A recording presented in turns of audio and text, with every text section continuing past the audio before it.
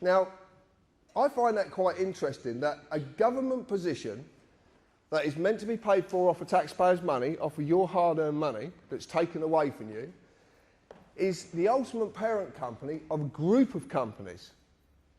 But it's meant to be a government department. So what's going on?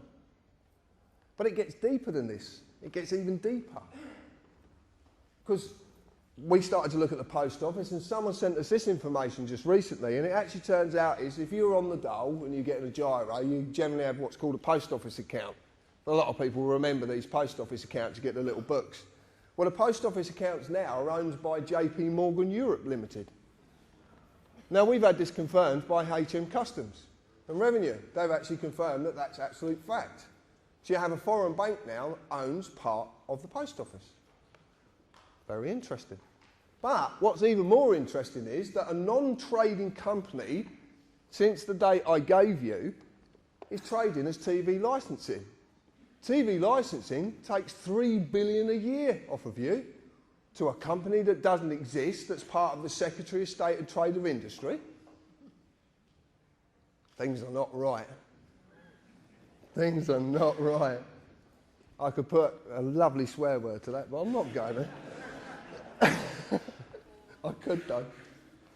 So there's something very, very wrong, okay? And this is all hidden. You wouldn't know about this unless someone like me comes along and says, oh, did you know this?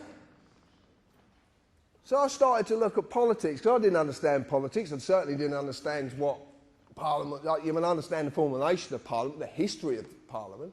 I understand that. But I looked at it, and I'm not going to read it out because it doesn't need to be read out because it says exactly what's clear. But the interesting part about it is what policy is, because it's actually a written contract. And it's the contracts that are the most significant here. They're the most important part of this. Because what you live in is contract law. You live in the law of money. They call it the colour of law, the colour of money, but it is basically contract law. That's what you're living in. But it's done via deception, because you just don't know. So when you look at an Act of Parliament, which becomes a statute, which is primary legislation, which in turn is enacted and enforced by statutory instruments, which is secondary legislation. Council tax is a prime example. There's thousands of examples, but council tax is one that sort of hits home with people. Because people, I know, you know, when I was speaking to a lady in a garage, and she, once she'd paid the council tax and all the bills, she actually had £20 to feed her child and herself every week. Now, there's something very wrong there, very wrong indeed. And the government said to her, well, if you quit your job, we'll look after you and pay the tax. But because she wants to go and do a job, she is penalised and survives on £20 a week. Most of you spend more on that when you go out for a meal. Just brings it home. It brings it home. So council tax is a statutory instrument. You can check this out for yourself. Go on the OPSI site. Enacted on the 1st of April 1993 under its primary legislation, the Local Government Finance Act 1992. Now there's a little trick goes on with this. It's quite clever. Because if they put an act through, which they did the Terrorism Act is a classic example, terrorism, well, I'll talk about that in a little bit later because something very significant about it. When they put an act through, they don't have to enact every part of the act. And have you ever read these things? Oh dear.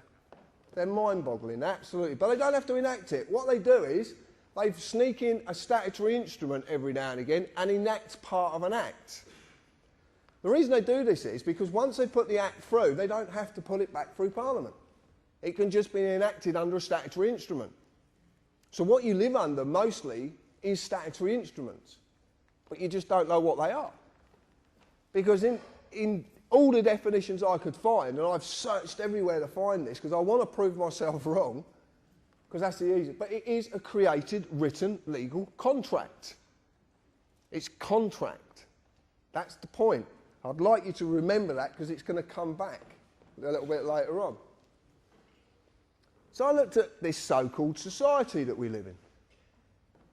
And I looked at the meaning of society, number of persons united together by mutual consent, which is very important, in order to deliberate, determine and act jointly for some common purpose. My friend, Mr. Gerris, wherever he is, will be enlightening you on this later.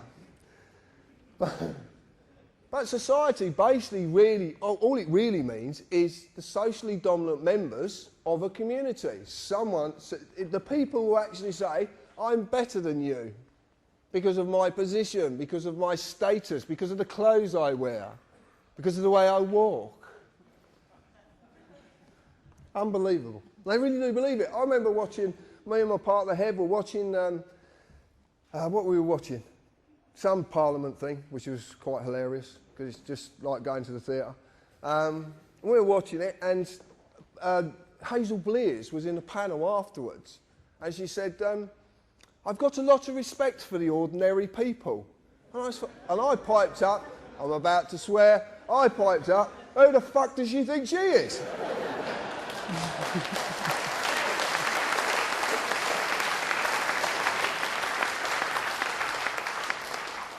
But it all evolves around this word, status.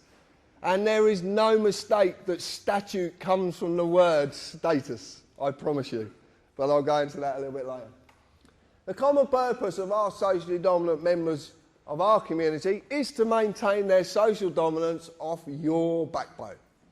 And that is what's happening the world over. Okay?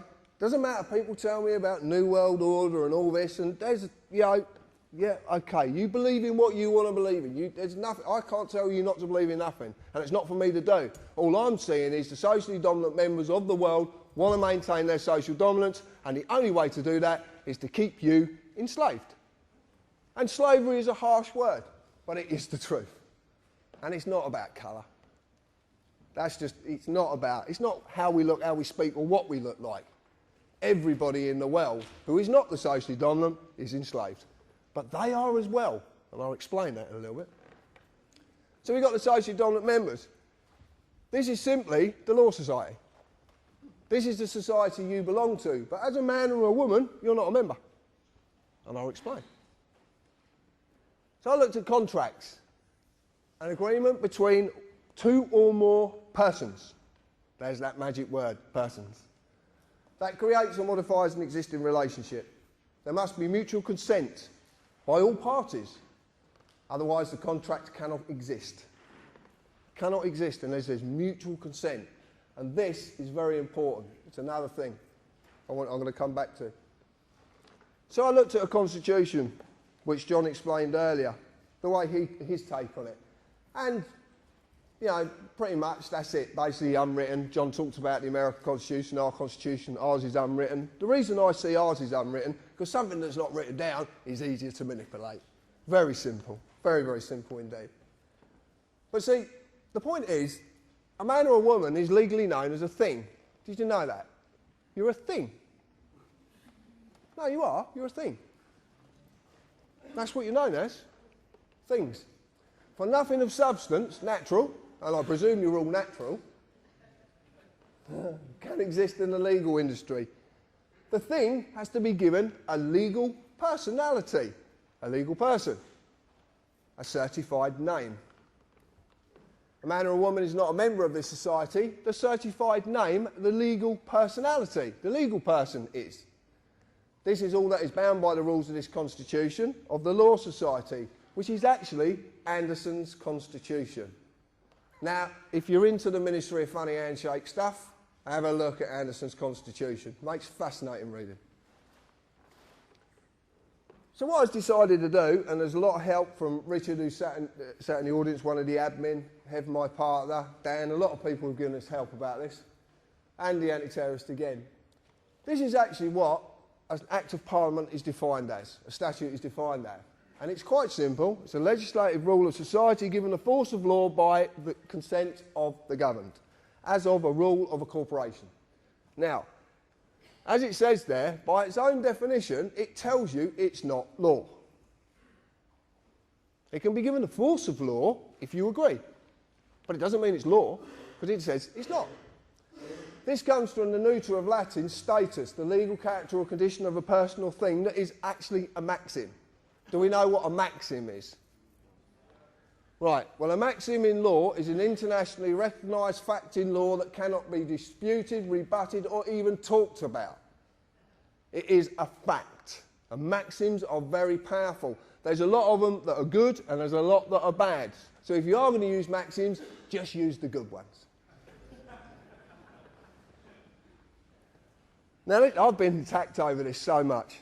The United Kingdom Corporation Limited, formerly known as United Kingdom PLC, United Kingdom Corporation, and now we believe it to be known, and I will say believe because I can't show you the evidence yet, but we believe it's the UK PLC company.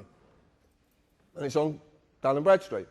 So as far as I'm concerned, it exists. But I've been attacked. Oh, you can't take that. It's just a website, blah, blah, blah. Okay.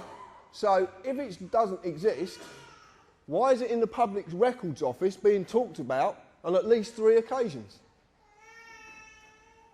Why is it there?